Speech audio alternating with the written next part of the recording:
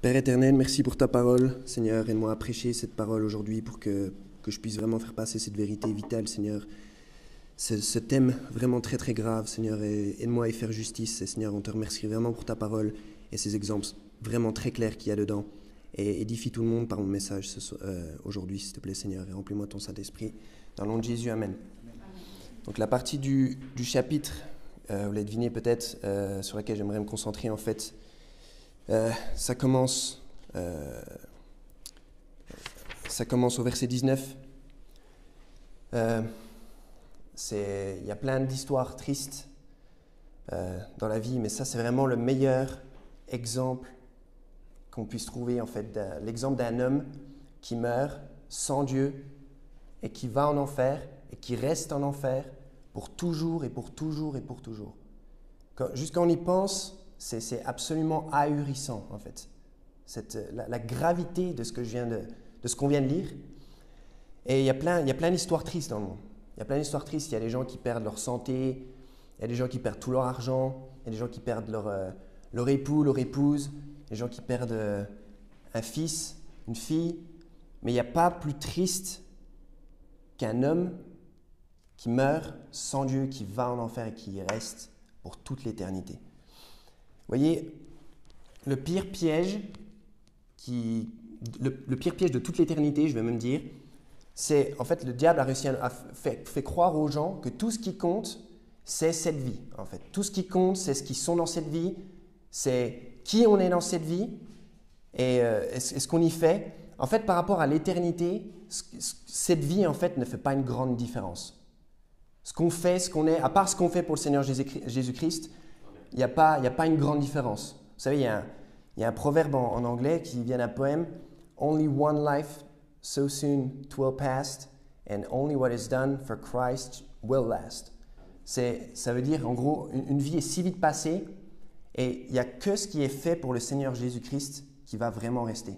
Peu importe qui on est, peu importe combien d'argent on a, peu importe son statut social, la seule chose qui va vraiment tout ça va périr à la mort. Tout ça, c'est fini. Et ensuite, on se présente devant Dieu. Donc, ça, c'est la plus grosse arnaque, la plus grosse charlatanerie qui existe de penser qu'il y a cette vie qui importe. Les gens, voilà, moi, il y a quelques années, j'étais comme ça. Tout ce que je voulais, c'était je voulais devenir musicien. Tout ce qui m'intéressait, c'était de vivre une vie mondaine et de percer dans la musique concrètement. Et ça a zéro importance en fait. La pire des choses, c'est de mourir sans Dieu en fait et d'aller en enfer. Donc ici, la Bible nous raconte l'histoire de deux hommes. Et en fait, cette histoire, ce n'est pas une parabole. Comme les témoins de Jéhovah, j'ai rencontré les témoins de Jéhovah cette semaine qui m'ont dit justement que ça c'était une parabole. Et ils m'ont dit que c'était symbolique, que tout ça était symbolique. Mais j'ai envie de leur demander, en fait, c'est symbolique de quoi exactement, en fait? Vous voyez, parce que, en fait, je ne comprends pas. Verset 23, il y a marqué, en enfer, il lève ses yeux étant dans les tourments et voit Abraham au loin et s'écria, Père Abraham, aie miséricorde envers moi et envoie Lazare afin qu'il puisse tremper dans l'eau le bout de son doigt et rafraîchir ma langue, car je suis tourmenté dans cette flamme. Il veut une goutte d'eau parce qu'il est dans une flamme. C'est symbolique de quoi? D'une soif pour Dieu? D'ailleurs, j'ai soif, moi. De quoi c'est symbolique? Ils n'ont pas pu me répondre. Donc non, c'est pas une parabole, les amis. C'est une véritable histoire. C'est une anecdote qui s'est vraiment produite puisque là, en fait, le Seigneur Jésus nous donne des noms. Il nomme des noms, il donne des noms propres. Dans les paraboles, Jésus ne donne pas de noms propres. C'est toujours des vierges, c'est toujours des personnages, c'est toujours assez c'est abstrait. Là, il donne les noms. Il donne les noms des gens qui sont encore vivants, en passage. Donc, ces deux hommes ont vraiment existé, ils ont vraiment vécu, et ils sont vraiment morts, et ils sont vraiment allés à deux endroits différents. Et la première chose que j'aimerais dire sur cet homme riche, ce certain homme riche, c'est qu'il a douté de la véracité de la parole de Dieu de son vivant. Il a douté de la parole de Dieu de son vivant. Il y a des milliards de gens sur Terre, aujourd'hui, cet après-midi, ont douté de la véracité de la parole de Dieu, et c'est pour ça qu'ils sont en enfer aujourd'hui. Il y a des milliards de gens en enfer maintenant. Et là, la Bible nous dit que cet homme avait Moïse et les prophètes. Hein? Ils avaient Moïse et les prophètes, mais il ne les a pas écoutés. La Bible nous dit que visiblement, il ne les a pas entendus, il ne les a pas écoutés, il n'y a pas cru. C'est ça que ça veut dire. Et vous me dites, ouais, mais Tristan, qu'est-ce que Moïse et les prophètes ont dit, en fait? Qu'est-ce qu'ils ont dit? Oh, ben, il y a plein de choses, en fait, dans Moïse et les prophètes. Par exemple, Nombre 21, on en parlait tout à l'heure, cette histoire où quand il y a les serpents enflammés qui sortent de partout, puis qui commencent à torturer les gens, qui commencent à les tuer, et il y a le Seigneur qui dit à Moïse de prendre un serpent, de le mettre sur un piquet, et que quiconque regarderait ce serpent, en fait, survivrait. Et ça, c'était une image du Seigneur Jésus-Christ, comment il allait venir et mourir sur une croix justement pour nous garder d'aller en enfer. Il avait cette histoire-là. Il avait aussi Psaume 9, 17. Il avait ce que David a écrit. « Les méchants seront dirigés jusqu'aux enfers. » Il a sûrement entendu parler de ça. Psaume 139, 8. « Si je monte au ciel, te voilà. Si je me couche en enfer, voici, tu es là. » Il avait cette histoire. Il n'y a juste pas cru. Il avait aussi Ésaïe 53, le chapitre où on décrit les souffrances volontaires du Messie, quand il se donne volontairement pour nous, et comment il allait être meurtri pour nos péchés, et qu'il allait mourir à notre place. Pourquoi tout ça en fait? Pour nous sauver de l'enfer. Ne me dites pas que l'Ancien Testament ne mentionne pas l'enfer. Cet homme, il avait les Écritures, et il avait bien plus d'histoires que les quelques-unes que je viens de citer. Il avait les Écritures, mais en fait, il les a simplement ignorées, quoi. Il les a simplement ignorées, et c'est sa faute s'il est maintenant en enfer. Je vous dis, la chose la plus stupide que quelqu'un peut faire, c'est ignorer ce que cette Bible a à vous dire. Il n'y a pas plus stupide que ça. Je sais que c'est cool d'ignorer la Bible, c'est cool de ne pas savoir ce qu'il y a dedans, de se moquer des gens qui vont à l'église. C'est cool, c'est peut-être cool, mais en tout cas, c'est profondément débile. Et c'est même plus que ça, c'est mal. C'est mal parce que vous faites une grave erreur si vous n'êtes pas attentif à ce que dit la Bible. Et soyez attentifs à la Bible de votre vivant. Parce qu'après, c'est trop tard. Le deuxième point que je voudrais dire sur l'homme riche, c'est que cet homme avait plus d'égard pour les richesses de ce monde que pour les gains spirituels. Vous voyez, l'argent sans Dieu, ça peut être la plus grande malédiction sur un être humain. Ça peut être en fait, en soi, l'argent, il n'y a rien de mal, il n'y a pas de problème avec l'argent en soi. C'est ni bien ni mal, c'est neutre. En fait, l'argent, c'est juste quelque chose. Il n'y a pas de péché en soi dans l'argent, mais c'est l'amour de l'argent, nous dit la Bible, qui est la racine de tous les maux. Tous les maux. Ceux qui croient que l'argent peut tout accomplir feront n'importe quoi pour l'argent. Si les gens qui transforment l'argent en Dieu, ils feront n'importe quoi pour de l'argent, pour en avoir. Et la Bible nous dit en Marc 10, 24 qu'il est difficile pour ceux qui se confient dans les richesses, ceux qui croient que les richesses, ça peut faire quoi que ce soit. En ce qui concerne leur âme ou autre, qu'il est difficile pour ceux qui se confient dans les richesses d'entrer au royaume de Dieu. Il dit après, mes enfants, qu'il est difficile pour les riches de voir le royaume de Dieu. Mais pourquoi? Pourquoi il dit ça? Parce que ceux qui ont beaucoup de richesses dans ce monde ont une tendance, en fait, à penser que leur argent peut les faire sortir de n'importe quelle situation. Qu'ils peuvent juste payer pour faire taire les gens, qui peuvent sortir de prison s'ils donnent une somme d'argent. Mais en fait, on ne peut pas tout régler avec de l'argent. Et il y a une prison dans laquelle on ne peut pas sortir avec de l'argent et c'est l'enfer. On ne peut pas payer pour sortir de l'enfer. Vous êtes au courant de ça? On ne peut pas acheter une faveur à Dieu. On ne peut pas acheter une bénédiction à Dieu. Il n'y aura jamais assez d'argent dans aucun compte bancaire suisse pour acheter un seul péché. Même pas le plus petit des péchés. On pourrait rassembler tout l'argent qu'il y a dans ce pays Il n'y aurait même pas assez pour racheter même un tout petit mensonge ou une pensée oisive. On ne peut rien acheter à Dieu. Et surtout pas sortir de l'enfer.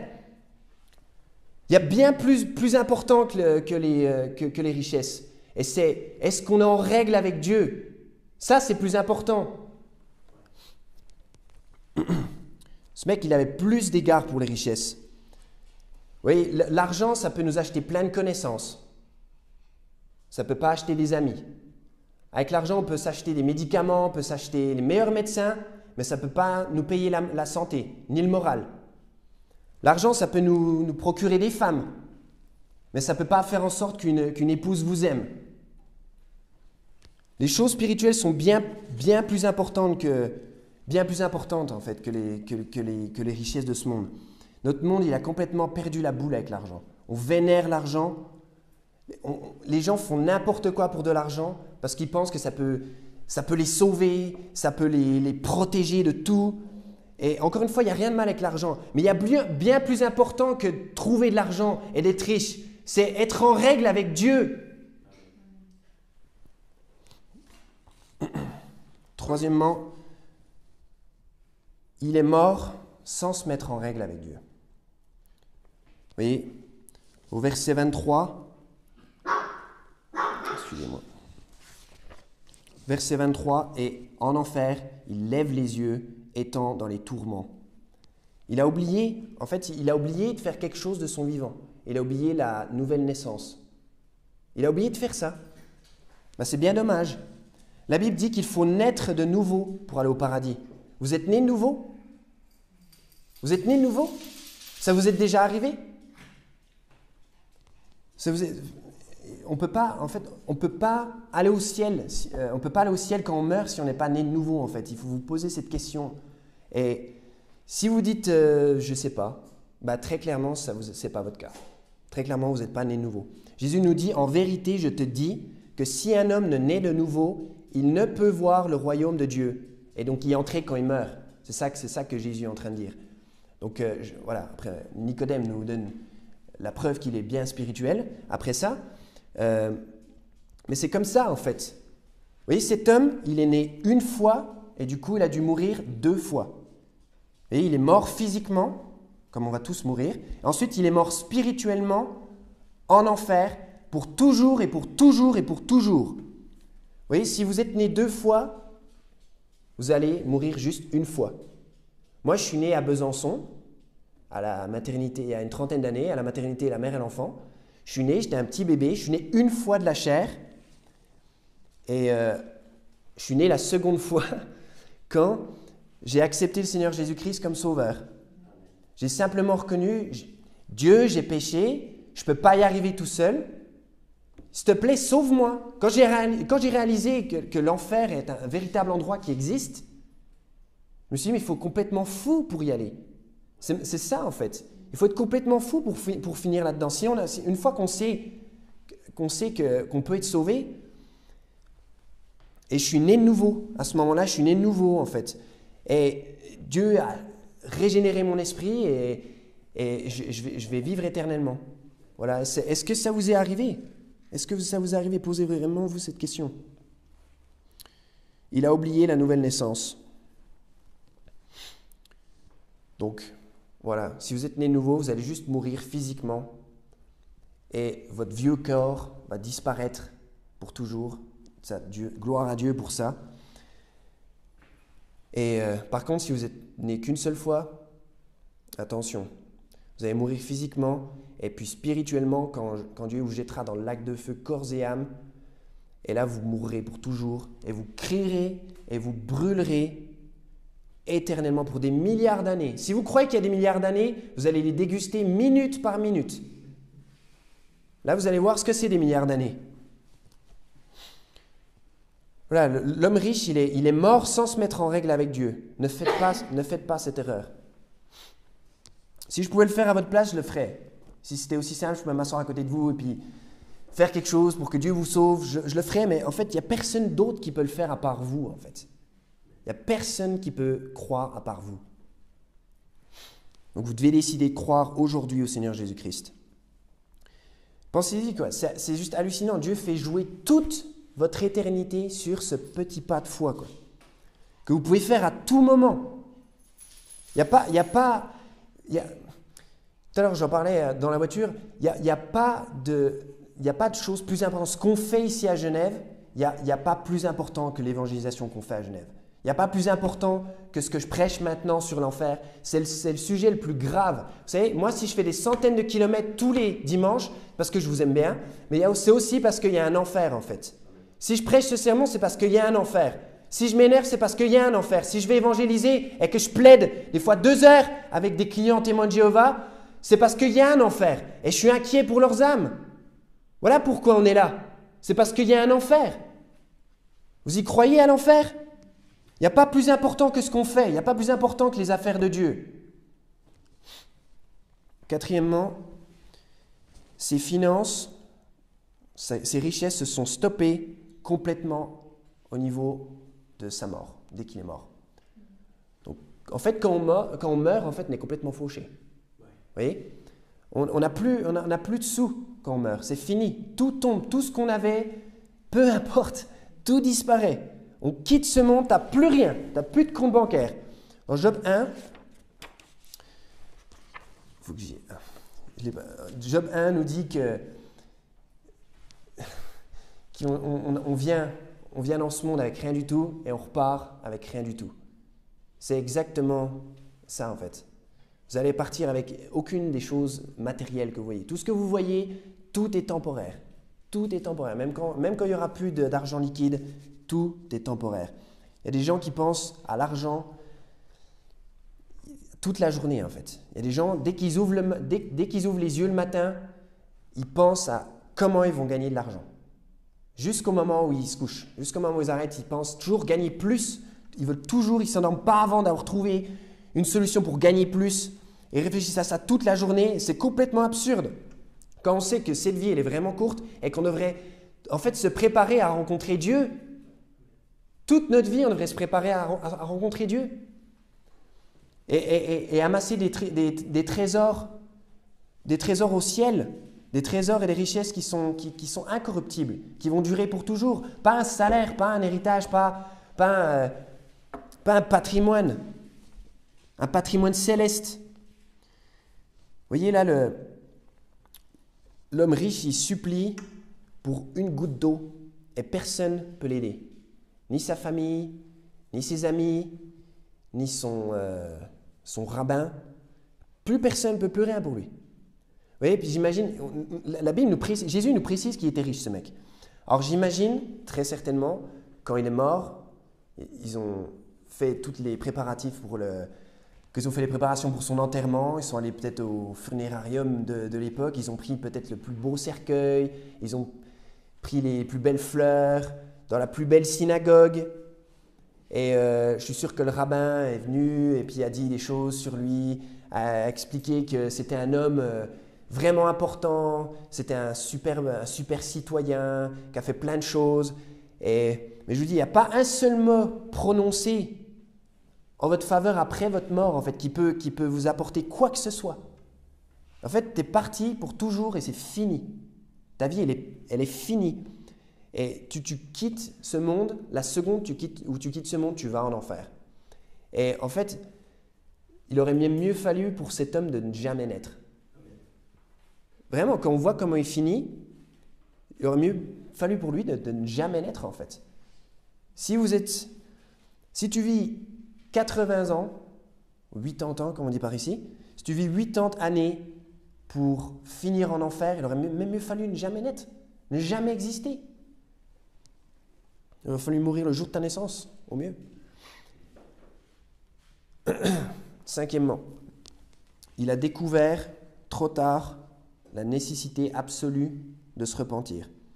Et quand je dis se repentir, je ne parle pas de se repentir de ses péchés, je parle de se repentir, si on va en Actes 3,19, vous pouvez lire avec moi. On a une bonne définition de ce que ça veut dire se repentir. Acte 3,19, il y a marqué « Repentez-vous donc et soyez convertis afin que vos péchés puissent être effacés. » Vous voyez ? En fait, se repentir, là, l'homme riche, il a oublié de se repentir en fait. voyez? Et surtout, il a découvert, par cette découverte en a amené une autre, c'est qu'il a, il a découvert que la prière, après la mort, sert à absolument rien du tout. Ça ne sert à rien du tout de prier pour les gens qui sont morts. C'est maintenant qu'il faut prier. Il y a des gens, il y a des catholiques qui disent « Oh, faut prier pour mon mari défunt, faut prier pour mon grand-père, faut prier pour mon oncle. » Mais il ne peut pas t'entendre là où il est. Il n'y a aucune prière, en fait. Il n'y a aucune prière qui peut aider aucune personne qui est en enfer. Vous êtes au courant qu'il n'y a pas de purgatoire dans la Bible? Il n'y a pas de purgatoire dans la Bible. Je vous donne 1 million d'euros si vous me trouvez un purgatoire dans la Bible, dans la Osterwald ou dans la King James. 1 million d'euros. Vous allez dire, Tristan, tu n'as pas 1 million d'euros. Mais j'aurais tant de gagner 10 fois ça avant que vous trouviez un purgatoire dans la Bible. Il n'y a pas de purgatoire dans la Bible. Il n'y a pas d'état intermédiaire en fait entre le paradis et l'enfer où on reste pendant plusieurs milliers d'années et les gens ils prient sur terre pour nous faire sortir. C'est ridicule. Ça n'existe pas dans la Bible ça. Ces deux hommes sont morts et il y en a un qui est allé au ciel et il y en a un qui est allé en enfer. C'est tout. Et ça fait partie du caractère de Dieu. Dieu il est toujours comme ça. C'est toujours haut ou bas. C'est toujours par ici ou par là. C'est toujours c'est le paradis ou l'enfer. Il n'y a pas d'état intermédiaire en fait. Et soit vous êtes en route pour vous êtes soit en route pour le ciel, soit vous êtes en route pour l'enfer. Soyez gagnés aujourd'hui. Ouvrez vos yeux, soyez gagnés au Christ aujourd'hui. Vous êtes peut-être en route pour l'enfer. Sixièmement, il a découvert que le pardon, la miséricorde, après la mort, n'existe pas. Il n'y a plus aucun moyen de changer quoi que ce soit une fois qu'on est mort. L'état dans lequel on est, c'est l'état dans lequel on reste. Et lui, son état, c'est d'être dans une flamme tourmentée. Vous savez, des fois, cette histoire, je la lis une fois par semaine au moins. Tellement je la trouve absolument fascinante. Et j'imagine, en fait, de temps en temps, j'imagine toutes les prières qui sont dites, en fait, en enfer. Toutes les prières qui sont prononcées. Je suis sûr qu'il y a infiniment plus de prières prononcées, en fait, en enfer que sur terre. J'imagine le nombre de prières. Vous imaginez la réunion de prière qui est en bas, là? Imaginez 2 secondes. Prière incessante qui dure depuis 6000 ans. De temps en temps, des fois, j'y pense et ça me fait suer, quoi. Ça m'angoisse terriblement, quoi. J'imagine des gens, en fait, qui sont en train de se débattre, et j'imagine des flammes qui montent tout autour d'eux, et puis ils crient, puis ils disent, ils supplient Dieu, ils supplient Dieu d'arrêter, en fait. Ils disent, non, Dieu, pas ça, arrête. Et puis, en fait, personne entend leur prière. Dieu a éteint les micros. Ils sont dans le noir, dans un enfer insonorisé, et ils brûlent, et personne n'entend, en fait. Dieu n'entend plus rien, en fait. Il prie et il prie et il prie. C'est maintenant qu'il faut prier. Vous ferez mieux de prier maintenant.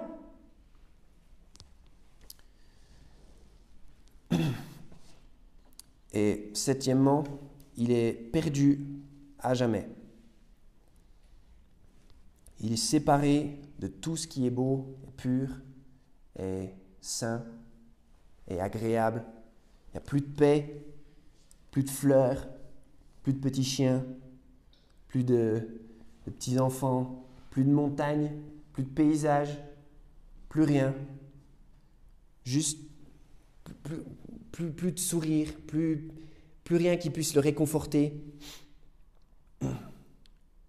Dans un enfer complètement insonorisé dans lequel il brûle, c'est maintenant qu'il faut prier.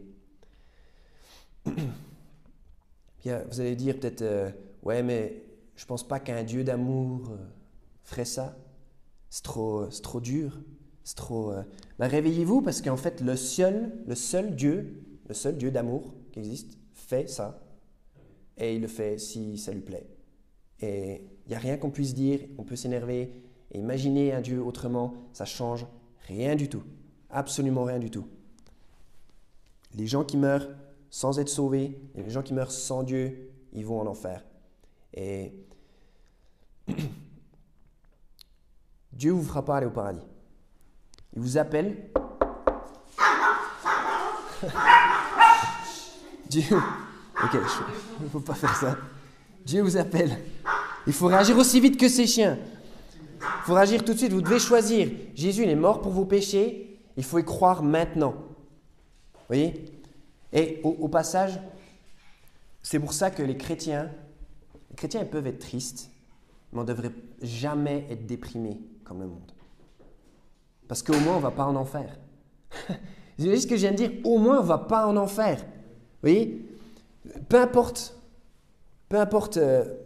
comment les choses tournent ici. Peu importe tous ces gouvernements diaboliques qui essaient de nous persécuter. C'est qu'un arrêt ici. On est juste en transition, en fait. Simplement. Et Dieu, il a un meilleur endroit pour nous pour aller. Et on y va un de ces quatre. C'est dans pas longtemps. Allez, comparé à toute l'éternité, il faut penser à ça. On y va un de ces jours. Dites-vous ça, les amis. Mais lui, par contre, il est perdu pour toujours. Et il y est toujours. Vous savez, je ne sais pas si je vais réussir à vous exprimer ça, mais il y a 2 semaines, il a beaucoup neigé en Franche-Comté, d'où je viens. Des sacs et des sacs de neige. C'était fou. Et en fait, j'étais en train de m'imaginer combien de flocons de neige il devait y avoir dans toute cette neige, dans toute la région en fait. J'imaginais les milliards de milliards de flocons. Et j'imaginais en fait chacun de ces flocons fondre un par un, à la vitesse de 1 flocon tous les 1000 ans. J'imagine en fait une personne qui est envoyée en enfer, Dieu la met en enfer, elle y est pendant 1000 ans, et il y a un de ces flocons qu'il y a en Franche-Comté qui fond.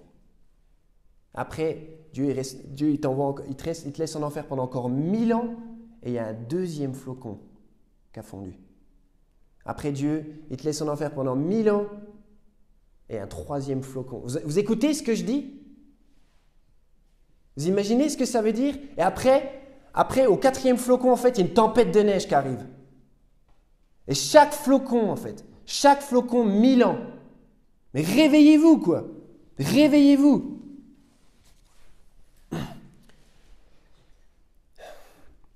Le jour où on prend vraiment conscience de ça, en fait, et qu'on ne veut pas être sauvé, c'est de la folie, en fait. Ça, c'est vraiment la folie. Le jour où j'ai réalisé que quelque part dans l'univers, il y avait cet endroit qui est décrit dans la Bible, qui est rempli de flammes, dans lequel on est pour toujours, je me suis dit, mais il faut être cinglé pour pas être sauvé. C'est si simple. Il faut vraiment être fou, quoi. Vous êtes fou si vous n'êtes pas sauvé. Si vous êtes conscient de ça et vous n'êtes pas encore sauvé, vous n'êtes pas encore né de nouveau, vous êtes fou. C'est tellement horrible. Si Dieu me disait là, Tristan, coupe-toi la main et t'irais pas en enfer, ce serait rien par rapport à l'enfer. Si Dieu me disait, jette-toi dans un bac plein de seringues Pfizer, ce serait rien. Ce serait un petit prix à payer. Si Dieu il me donnait un couteau et me disait, arrache-toi le cœur, toi-même. Arrache-toi ton propre cœur. Ce serait une faveur que Dieu me ferait par rapport à aller en enfer. Ce serait rien du tout. Ce monde est complètement déréglé. Là, cette semaine, il y a les frères Bogdanov qui sont morts. Je ne savais pas qui c'était. Et tout le monde en parlait et j'ai regardé. J'ai tapé sur Google et là, j'ai vu ces deux guignols.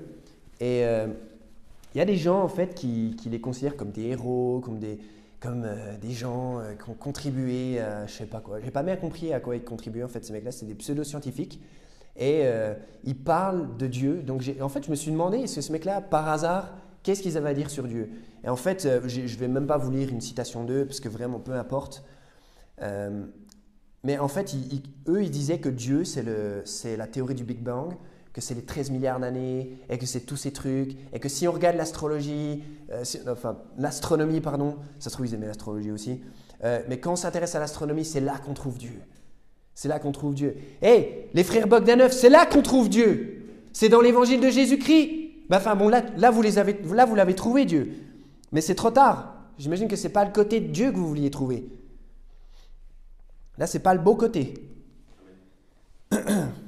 Mais ce monde, en fait, les élèves, ces mecs-là, ils n'avaient rien d'intéressant à dire, surtout pas sur le Christ, et les gens les regrettent énormément, quoi. Alors que les gens se réjouissaient quand le Christ et les prophètes ont été persécutés. Ça, par contre, c'était un sujet de réjouissance. Mais les frères Bogdanov, oh, mince, quelle perte!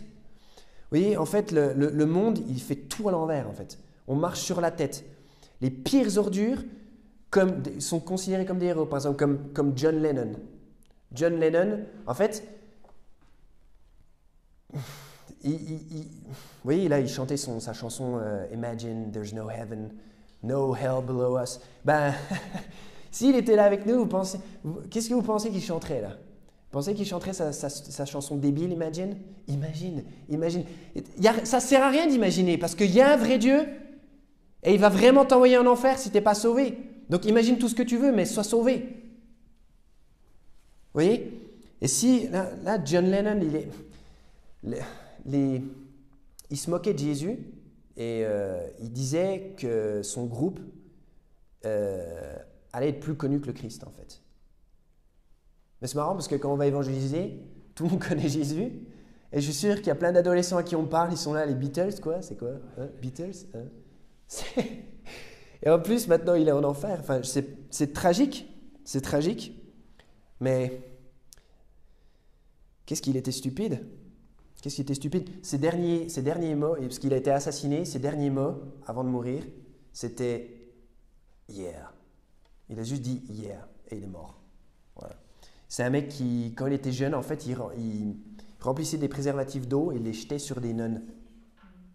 Et en fait, il mettait des préservatifs sur des crucifixes. C'était... Vous voyez, je ne cautionne pas le fait d'être nonne et tout ça, c'est un autre sermon qui sera prêché une autre fois, mais ça montre bien en fait ce qu'il avait dans le cœur envers la chrétienté. Parce que sûrement il associait sûrement le catholicisme et la chrétienté.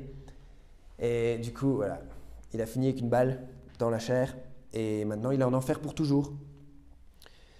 Mais vous voyez, pour John Lennon, pour les frères Bogdanov, pour l'homme riche, revenons à lui, en fait, les choses, elles auraient pu être bien différentes pour eux, en fait. Vous voyez, si quelqu'un était allé les voir avant, que ce soit trop tard. Si quelqu'un était allé voir cet homme riche avant que ce soit trop tard et prêcher l'évangile, peut-être que ça a été fait, peut-être qu'il a rejeté et qu'il est devenu réprouvé. Mais ce que je veux dire, c'est que c'est pour ça que c'est notre devoir, en fait, d'aller vers les gens, et de prêcher l'évangile, et de donner ce choix aux gens, en fait. Il faut qu'ils soient mis devant ce choix. Il faut absolument que toute personne entende l'évangile et puisse choisir, en fait, de croire ou pas croire.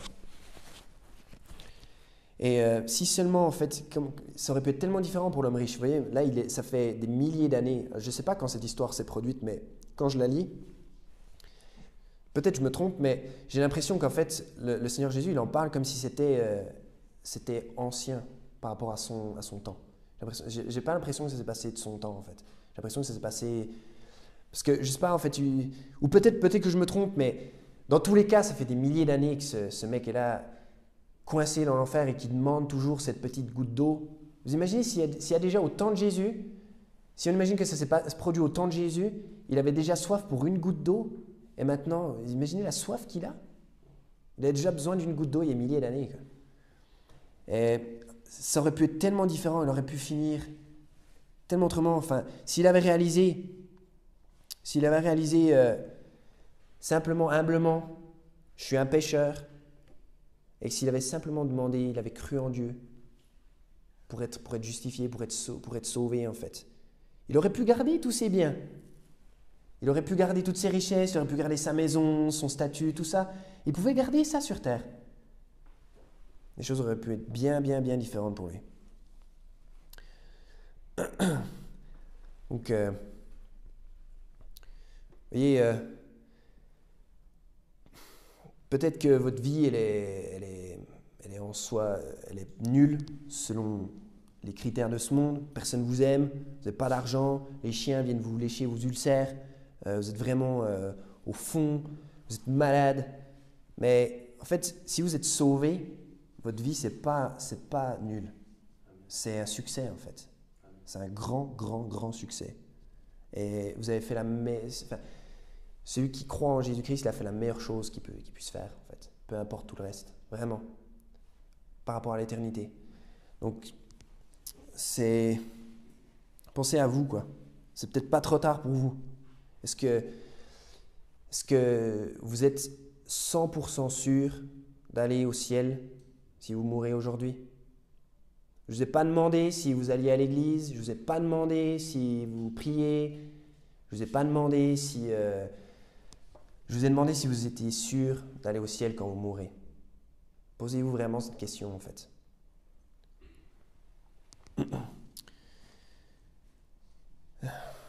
Si vous savez que ce qu'on a lu, c'est ce que je viens de dire sur l'enfer est vrai, et qu'un jour ou l'autre vous allez mourir et vous serez confronté à ça, est-ce que vous êtes prêt à vous présenter devant Dieu? Est-ce que vous êtes prêt? Est-ce que votre âme elle est prête? Est-ce que votre âme elle est lavée? C'est une question. Soit elle est lavée, soit elle ne l'est pas. Elle ne peut pas être en train d'être lavée, elle ne peut pas être... c'est pas un processus, c'est est-ce que vous êtes né de nouveau, comme vous êtes né de la chair? Est-ce que vous êtes né spirituellement de nouveau? Est-ce que vous avez placé votre foi en le Seigneur Jésus-Christ ou non? Si vous ne pouvez pas répondre à cette question, ou si vous n'êtes pas sûr, si vous dites juste, non, je ne suis pas né de nouveau, écoutez, sur cette chaîne, il y a une vidéo qui va vous expliquer ça, le chemin biblique pour aller au ciel, le chemin biblique du paradis. Regardez cette vidéo et assurez-vous d'être sauvé, s'il vous plaît. Et si jamais vous avez des questions, envoyez un mail ou voilà, contactez-nous, faites quelque chose, mais soyez sauvés, s'il vous plaît. On va prier. Père éternel, merci pour ton Fils Jésus-Christ, Seigneur. Merci parce que tu nous as sauvés éternellement de l'enfer. Et merci parce que nos vies sont un succès, Seigneur. Merci parce qu'on a placé notre foi en ton Fils Jésus. Et du coup, on a la vie éternelle, Seigneur. Et on est sauvés de l'enfer pour toujours. Et Seigneur, aide-nous vraiment à prendre conscience de la gravité, Seigneur, de la gravité absolue. Et j'ai pas pu y faire justice, Seigneur, avec mon sermon. Pardon. Mais vraiment, aide-nous à comprendre ce grave problème qui pend au nez de tout le monde qui n'est pas sauvé, Seigneur. Aide-nous vraiment à prêcher cet après-midi, à sauver des âmes pour éviter que des gens aient dans ce lieu de tourment et qu'ils soient perdus à jamais.